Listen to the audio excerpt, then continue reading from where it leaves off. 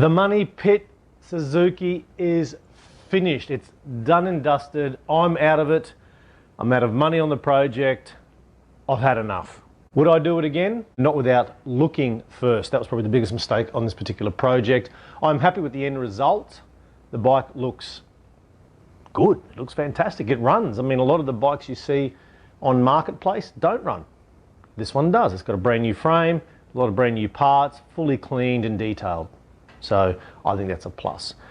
So I did get the bike started just after that last episode. I had issues with, initially it was the tank, but we fixed the tank, and then I put two-stroke in the bike, fuel two-stroke mix, and put it in there. I got it to run. Well, it's Monday, and I don't know if you can hear it, but the bike is running. I got the exhaust on, tank back on, two-stroke in, the oil. Over revving like hell, bit of fiddling, and it's working. So I just did a little lap around the yard. There we go. It was screaming like hell when I started it up. So this is all, the carby's leaking like a sieve because this won't turn off properly. Seat's yet to go on.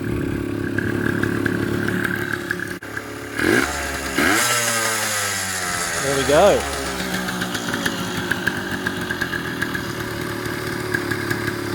It is sitting there operating beautifully. That's just idling on its own nicely. I put the seat on, and I might just take it. I went around the yard, but I might try and go up the block. I cannot film it because I'm the only person here, and I don't have anyone to help me. So let's see how we go. Took the bike for a bit of a run.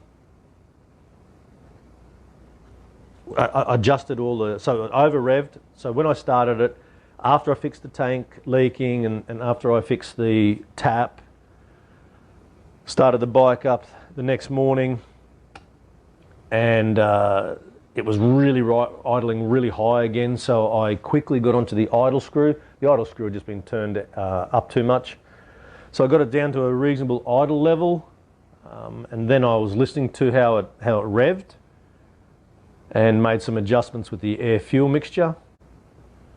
I was worried that it was going to not idle correctly after seeing some fellow YouTubers talking about how when you put a pod filter on, not the usual filter box, you need to mess with the jets a little bit because it won't run correctly and you'll run too lean or too rich, or I can't remember, but there's all these. And because I thought I needed to, I actually installed some steel wool into the pod filter, went up the street, just literally up and back. It bogged down really badly and it was just idling really high. So I pulled it back into the garage, starting to really worry again. Took the pod filter off and all the steel wool had come out, not all of it, a piece like it sucked out and was jamming in the slider, the carby slider, the throttle slider. And so I peeled that out, and then I started thinking about it, and I thought if it's bogging down, it means it's running too rich, it's not getting enough air. So maybe I don't need the steel wool in there at all, because it originally had the old uni filter. I don't know if you remember back episode 1, it literally fell apart in my hands. Might have been the only decent thing on the bike that someone has done and put proper jets in there on the carby. So I put the pod filter on normally, screwed it up, again started it, idled okay, and just fine-tuned the air-fuel ratio, and it was fine. Wait. Okay, yeah, go.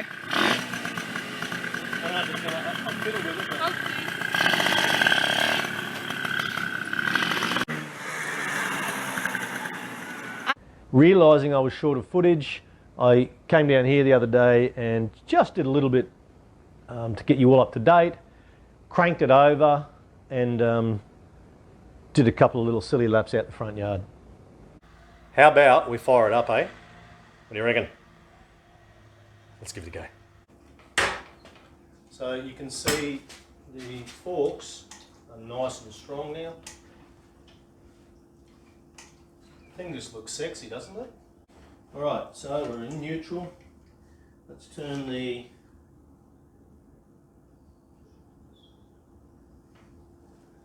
fuel on, choke on. Now it doesn't fire up first kick.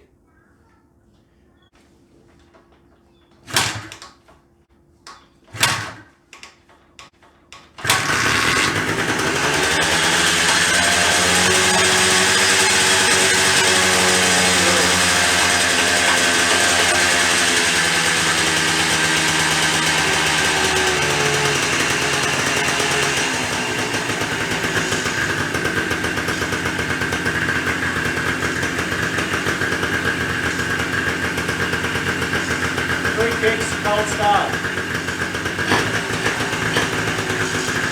It smells so good when it's two-stroke.